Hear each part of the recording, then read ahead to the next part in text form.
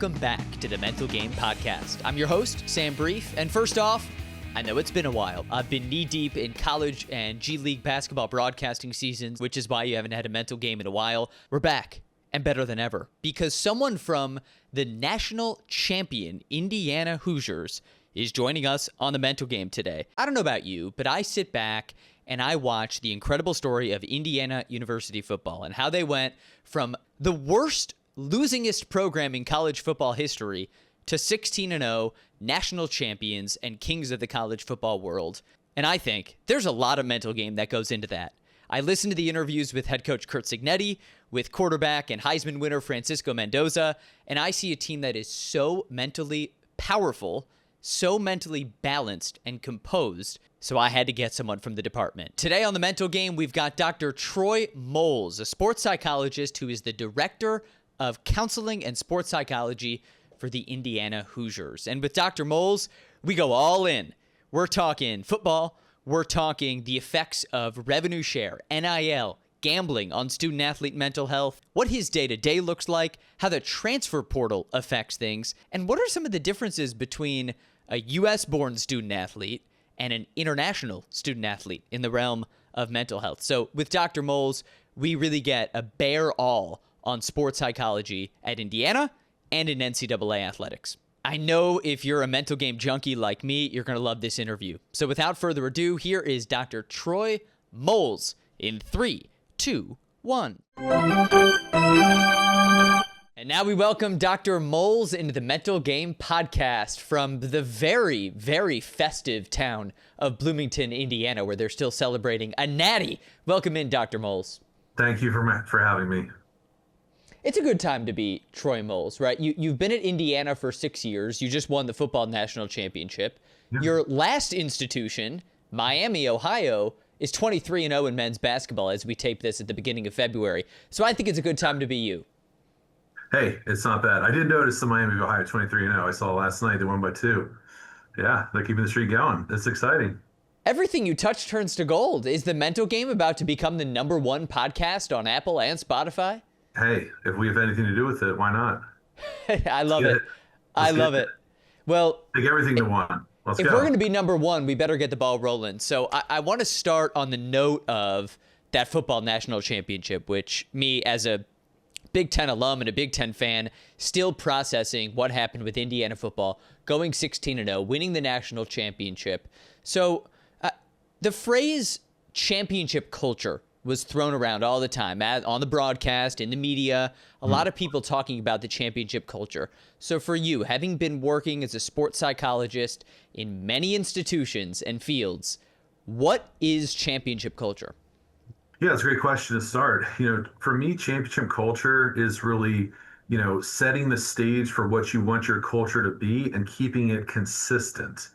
And so whatever that is, and if you're going to create a championship culture, you need to know kind of what you're about, what you care about, what your values are, what your mission is, and have that very clearly defined, and sort of identified and defined for yourself and the system that you're in.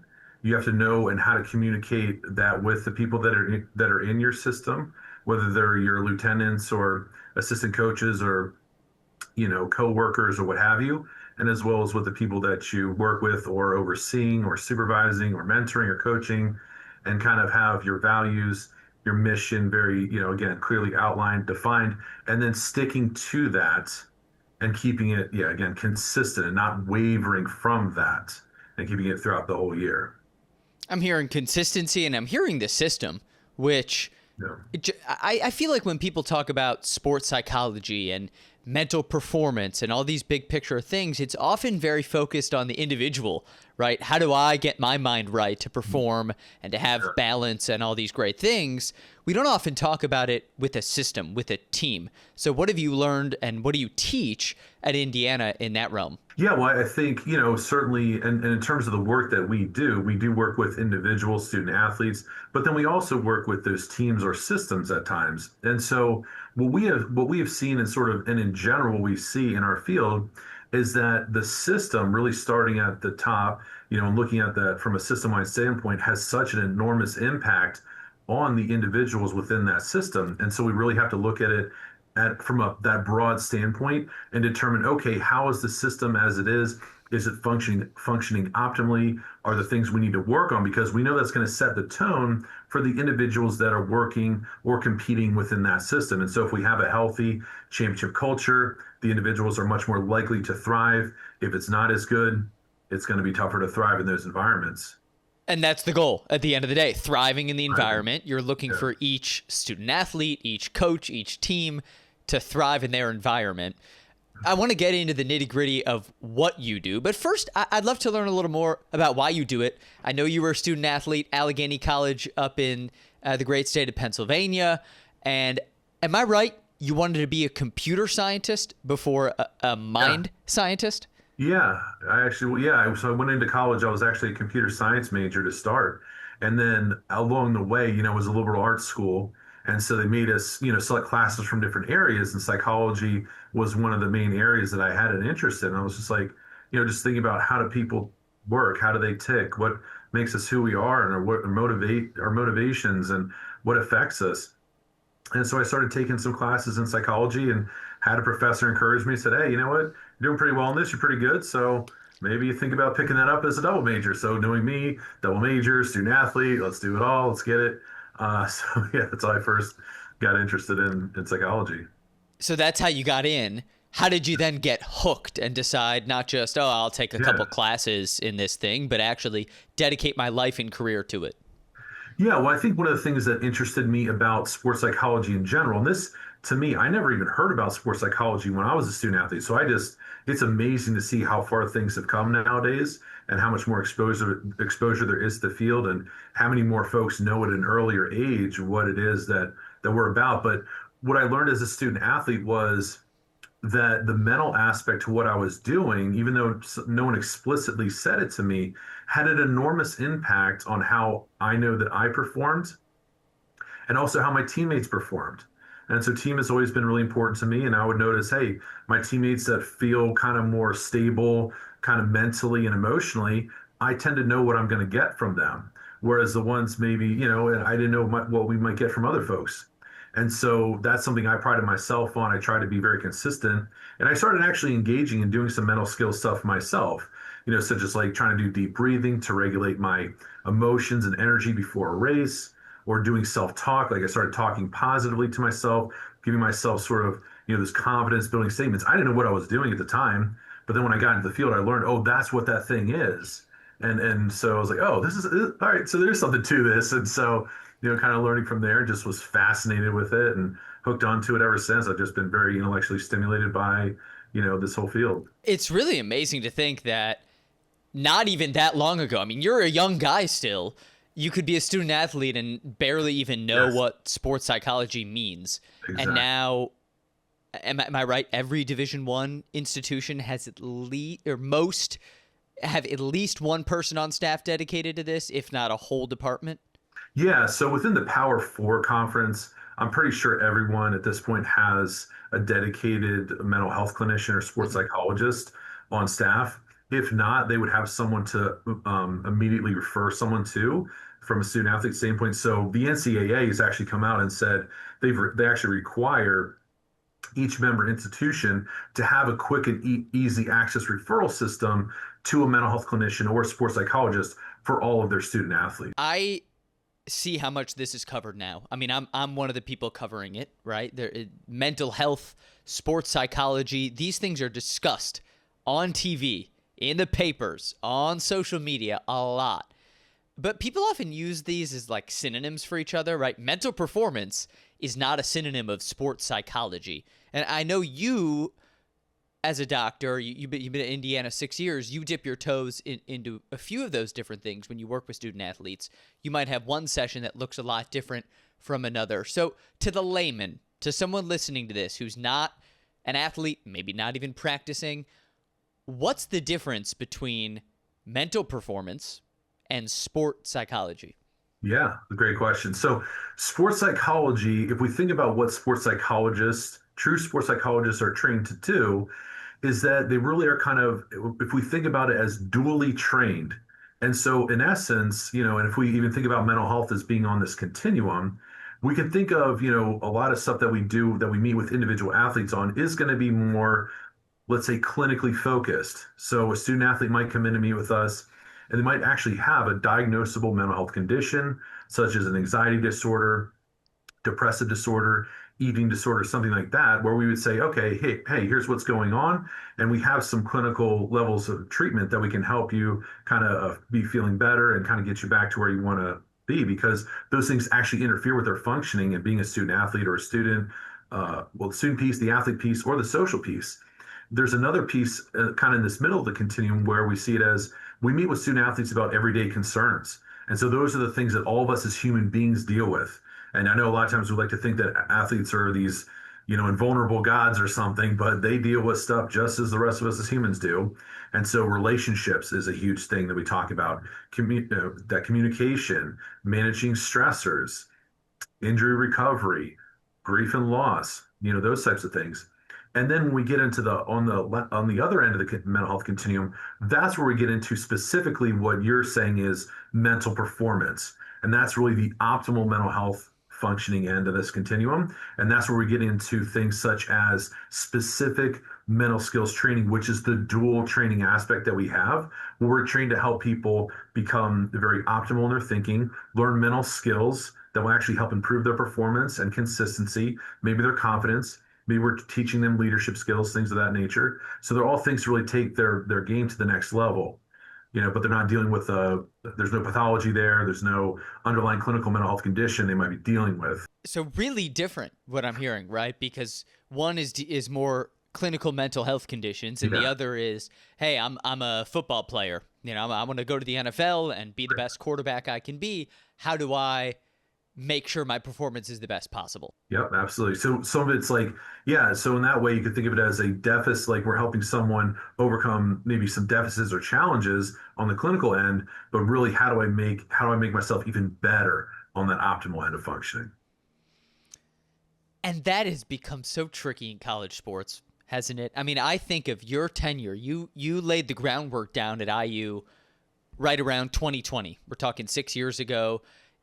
You're in the middle of COVID. There's no NIL. There's no revenue sharing. There's the legal gambling in sports is just at the genesis, right? We're not where we are now, where it's so regular and in most states. What's changed in college sports that's affected your role? Yeah, I mean, I think everything you just mentioned there, it's just been it's been an interesting 5 or 6 years. I mean, like you said, when literally I got here, it was 2.5 months before COVID hit. And so we were in a space where we weren't even really necessarily used to doing a lot of virtual only sessions, whether it was virtual therapy, virtual performance enhancement, consultation sessions. So we had to go from being in person all the time to fully remote for a long time. And that was a big shift. So then it was, how do we do the best, in terms of our service delivery from that modality? And then after we came back from COVID, it was, I mean, basically immediately when we came back from COVID, it was the NIL rules started changing. And then, more and more discussions heading towards the revenue share and everything else. And so the concerns, shifted from COVID, how are we going to survive this thing? How are we going to, help each other kind of get through this, to, okay, now how do we view our student athletes and these folks that we're helping? Are they still students? Are they employees? Are they like what are they? And now where are these additional sources of revenue coming in? How is that going to affect them and the dynamics that they have maybe between their peers? How's it going to affect the dynamics within the support system structure that we have, the relationship between coaches and student athletes and administration, all those things? I would think the dollars affect the mind so much, right? Because if I'm the elite of the elite in basketball or football, sure, maybe dollars are on my mind because I know there's a lot of money to be made at the next level. Now there's money to be made at this level. Yes. People are coming in as transfers. They're leaving as transfers. I mean, the gambling is so rampant. I can't wrap my mind around how many mental stressors there are for a student athlete. Now, from your sports psychology perspective, do you try to be proactive with that, or are you just kind of listening to the concerns of student athletes and hearing a lot of those things come up more and more? I think we certainly try to be proactive where we can. I mean, I think this is something that, like you're saying, I mean, it's something where it's a topic on the forefront of our mind, and so we're continually asking questions and sort of have our radar up for, okay, how much is this actually impacting our student athletes and system kind of day to day? And then, you're seeing research studies are being conducted. There's stuff that's starting to come out about that. We recently had a poll amongst all of our Big Ten mental health providers about how we think the impact, what has been the impact of NIL and revenue share and all these other things on our student athletes. But yeah, certainly, I mean, you could think if you could put yourself in those shoes again, like 18 to 22 years old, and you went from maybe, I mean, even getting a full scholarship maybe 5 years ago was a big deal. Now it's a full scholarship, plus you might have NIL money on top, plus you might have revenue share on top, plus, yeah, and then there might be agents involved or kind of prospects for that next level. And so it's a lot of money and a lot of like you said, stressors and things to be thinking about as a very young adult, that you weren't thinking about, or our student athletes weren't thinking about even 5 years ago. I mean, when I was in college, the financial decision was like, do I want the extra guac? Right. Now Yeah. it's all this stuff. I can't even wrap my mind around it as a grown man reading about it as a third party. I mean, it's truly wild how much it's changed. Well, even the rules with transferring and everything, even that's changed in the past 5 years. Before, there was this, to sit out a year or this or that, and there was a lot more limitations on it. Now it's just, kind of year to year. And that's where we're going to see that as a trend, just sort of overall, is you're going to see less and less of the teams that are together for the 4 years, at least, especially in the Power Four schools and things like that. You're going to see more of a turnover of rosters year to year because people will get those other opportunities where they'll just flat out make a heck of a lot more money somewhere else. And hey, I mean, can you blame them for doing what they need to do for themselves and maybe their family? So, a lot of times they're gonna take those opportunities. Your institution has been very much in the limelight with the transfer portal. I mean, there's anyone who follows college football knows that Kurt Signetti, now national champion head coach, built a lot of this Indiana football team, pretty much all of it, via the transfer portal. He so masterfully used the portal to his advantage and built a champion. From your perspective, it strikes me that while normally, when I say normally, I mean back in the day, in the olden days, The you old would days, have like, 4 years yeah. to meet someone, watch them grow, work with Yeah. them. Now, you might get some guy come in from some other school and you got him for a year and then he's off to the Yes. NFL, right? So how does that change Yes. your role? It does. Yeah. So something, first of all, we're mindful of, like, Yeah. we have to face the reality that's going to be more and more the norm as we move forward, or we're just going to see more and more situations like that. And so, we had discussions about, hey, just because we have someone for that briefer period of time, doesn't necessarily change our treatment towards them per se. We're just extra mindful. And then even reminding ourselves of, like, hey, a year, yes, it's short in the long scheme of things, but like it's still a decent amount of time. We can get to know these players, we get to know these student athletes, we can still really help them in profound ways. And so, and depending on what they're coming in with, to begin with, they might be starting from different places too. Is there ever a situation in which you would speak with the Dr. Moles of another institution to go over the background on a certain student athlete? Yeah, certainly that can happen. Yeah. So especially if someone's had a consistent bout of counseling or work with a sports psychologist at a prior institution, or they might have their outside provider. Like we sometimes get athletes that might work with other national governing bodies or agencies or private practice clinicians. And so that's one of the things that if they come in to meet with us, we would assess for at the start. We say, have you had exposure to sports psychology? Who have you worked with? How's that gone? What's been helpful? What's not? And then, hey, if they're still working with someone, well, okay, what does that look like? Or what's the transition look like? And then in those situations, sometimes we would say, okay, well, and given kind of, you know, there's a lot of individual factors to look at that. But yeah, we might say, hey, it might be helpful to connect with your sports psychologist that you just met with last month and you just got here a couple days ago to talk about your course of treatment, what might be helpful, where they feel your progress is, and how we can do this sort of this warm handoff to our team. if they're wanting to work with us moving forward. And so, yes, that absolutely can happen. And we just, obviously because of confidentiality, we don't just willy-nilly do that. We have to like meet with the person, get a release, talk to that, give them a call, that kind of thing. Yeah. I actually did one the other day, actually. So, yeah, I'd imagine you're gonna have more and more and more like every year. yeah, yeah, could be. I always think because of my interest in this, when I sit down and I watch a game like the national championship, it's on ABC, Indiana, Miami. There's all these millions of people watching. There's 80,000 people in the stands. I mean, there's so much pressure. Your department working with a team that goes from bottom barrel to best in the world. How much on the mental performance side are you focusing on, hey, you're playing on this big stage, here's how you get prepped up? Or do you just sort of treat it like, oh, yeah, it's another game? Because I hear that, oh, it's another game, Yeah, but yeah. it's really not another game, is it? Yeah, so I think it's a balance with that.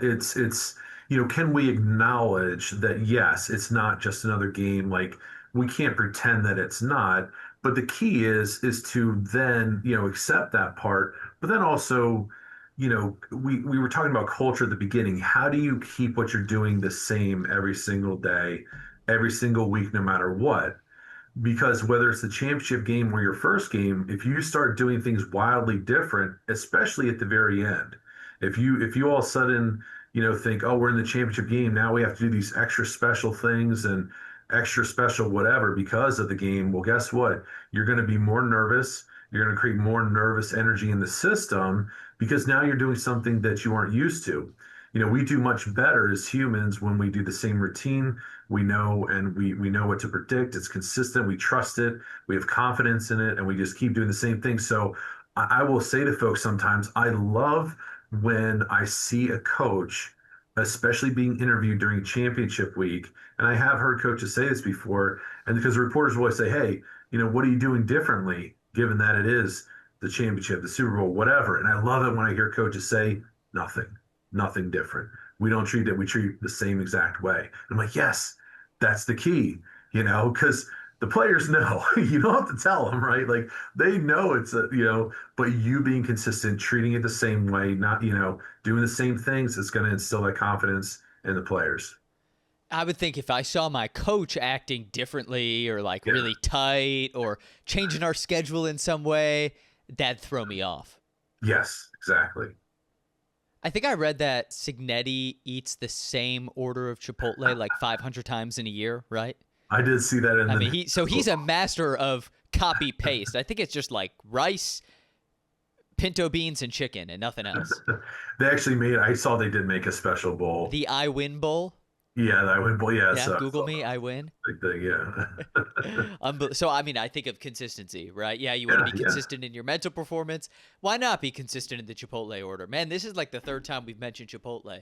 It is lunchtime as we Maybe, record. maybe, yeah, maybe it's that time. Well, I was thinking the other example I think of with that, and is like Albert Einstein, right? He would wear the same clothes to work every single day because he was freeing up every single ounce of extra mental energy that he had into what he was doing, and so it's just the routine doesn't really take much energy from us. It's amazing when we zoom out. Just think, all of us, what do I spend mental energy on that distracts me from the goal? Like for Albert Einstein, it was like, hey, if I decide which sweater I'm going to wear, that's going to throw me off my game. So he knew himself, and it clearly worked for him. It's a decision that takes effort and energy. Right. And for Kurt, it's, hey, if I have to decide between steak or chicken, that's a moment I'm not thinking about my football team. So let's just copy paste it. Keep Done. it going. I want to focus on gambling for a moment because it's just, I hear so much. I've seen some of these polls with anonymous polls with NCAA student athletes where they're saying, yeah, I've gotten death threats, people reaching out to them on social media saying, God damn, you cost me $10,000 because you missed that free throw. I mean, that's just horrendous. First of all, people suck for doing that, but it really affects the mental health. I'm just curious how much gambling comes up in your practice. Yeah, well, it's something that we're definitely becoming more aware of, as we go along here. And we've had some speakers come in and talk about that, even from a standpoint of, hey, you all as adults and staff, like, hey, this is going on in the world, and there's people that have gambling addictions, and this could become worse over time as all these rules change and everything. And so, yeah, and I mean, and it's an unfortunate byproduct of as more and more things have become legal in the world in terms of the gambling and what you can bet on these days. It's just like, I mean, my gosh, it's everything under the sun now. I just hear different things like even silly things outside of sports. You can gamble on whatever now, and yeah, I think what happens is folks that are pouring money into that, and let's say they lose a bet, and then if it's compounded with the fact that I think we're seeing this nasty little combination effect is now I think huge college student athletes are starting to be viewed, especially in like the money, the revenue generating sports, football, men's basketball, women's basketball, those types of sports. Hey, these student athletes are making money. So they're seen more, I think, as pros nowadays because they are making money. So people, I think, sometimes feel more justified in, hey, you're getting paid for what you did or for what you do to perform. You didn't perform, you lost me the money. So therefore, I have more justification to say something, even though it's not really true. It's like if you go to the game, you feel like, oh, I paid for a ticket, so I'm justified in being a little obnoxious. It's sort of the same kind of thing. It's not a trade-off. I mean, there's no excuse for crappy No. behavior.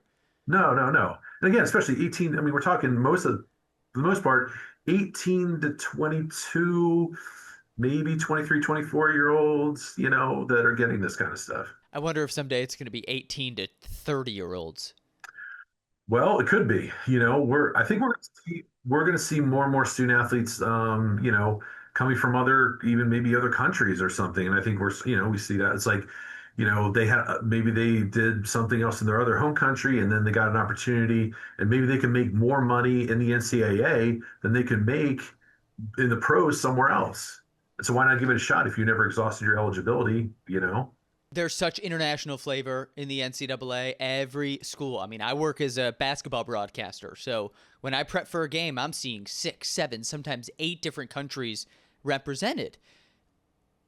I know how this is in the U.S., right? I think a lot of high-level high school student athletes learn about mental health or are more and more knowing about sports psychology.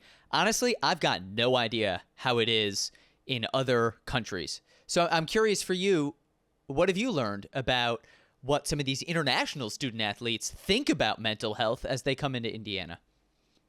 Yeah, I mean, it really does depend on the country and the system. I would argue that like some countries are actually further ahead than we are in terms of like, and more so like the performance end of things, the sports science end of things. I think of especially like in Australia, they're like super heavy into this. They have an awesome, they're the originators of like the disc profile, which is an athlete behavioral profiling assessment system that's super helpful and effective for work with athletes. I mean, and there's a lot more research that's being done maybe in those countries, but so it kind of depends on, did they get exposure to a national level team that maybe had a mental health clinician or a sports psychologist there? So you might be surprised. There's some folks coming in with, some exposure already, and then other folks, yeah, their countries didn't have the resources, and so it's kind of across the board in a lot of ways. You kind of have to show up ready for anything. Yeah, exactly. You don't know exactly. That's why we always do that assessment at the start. We don't know who's coming in, what experience they have, who they've worked with. Yeah, have they ever, yeah. And we see the range. I've never heard of sports psychology to, yeah, I've been working with someone for 10 years and it's awesome. And I've learned so much and it's been so helpful. Dr. Moles, I know you have important work to do. So before I let you go off into your day, doing the great work you do, I want to look forward a little more to the future, Yeah. right? Because we're talking about how much has changed since 2020 when you joined Indiana in college sports and in the mental health aspect of college sports. So let's go forward another 6 years. Let's say it's 2032. We're doing another podcast, right? We're number 1 on Apple and Spotify at that point, obviously. But most importantly, what are some of the changes that you expect, not in college sports, no one knows that, but in sports psychology? Like, what's the next innovation that we can look forward to? That's a great question. You know what? I mean, if I had to put money on it, so to speak, my guess is that we will see more and more advancements in kind of the sports science side of things and integration of that. So like there's been, some more rumblings. And then when you have AI getting in the mix, so AI is going to become a big thing with predictive models and predicting, which athletes are going to perform at this, based upon these different measurements. So we're going to see more of that. We're going to see much more like probably assessment, sports specific mental skills assessment or sports science assessment that sort of complement kind of the holistic picture when you're looking at an athlete. But I do think there will be more of an emphasis on and a continual investigation into what from the mental side can we tap into and assess that will help us determine who are our best athletes, who's the best likely predicted athlete for success, and I think an integration of just services for student athletes or athletes in general. And I think you're seeing more and more collaboration and connection between all these different folks and systems and professions that are helping athletes along the way. You're just going to be more of that integrated care as we go along. I ask you about the future and you bring up AI. That's no shocker. And clearly you're plugged into the innovation and what might be next and doing great work now, like I said. So Dr. Troy Moles of Indiana University, thank you so much for joining. Everything you touch turns to gold. So thanks for coming on The Mental Game. Thank you so much for having me, Sam. Hey, back in the studio. Big thanks to Dr. Moles. Just an awesome interview. I mean, we ran the gamut. About a half hour, you cover everything from what goes into the mental game of winning a championship to gambling to NIL to the international, and how fascinating was his final answer about the innovations that are to come in sports science, AI being involved. If I talk to him, when I talk to him in 2032, it's going to be very, very interesting to see how things change. So that has been the first Mental Game episode in a while, but if you want to dig back into the archive, I encourage you to do so because we had some really fascinating interviews in the fall with now college football Hall of Famer and former Chicago Bear Jerry Azuma, a walk and talk with Trey Demps, a former Big Ten basketball player, and a whole lot more. So as always, I appreciate you joining on the Mental Game podcast. If you don't already, please subscribe, rate, review, share it with your friends. Everything helps. So for now, I've been Sam Brief from the home studio in Chicago. Be kind to yourself, be kind to others, and I'll talk to you next time.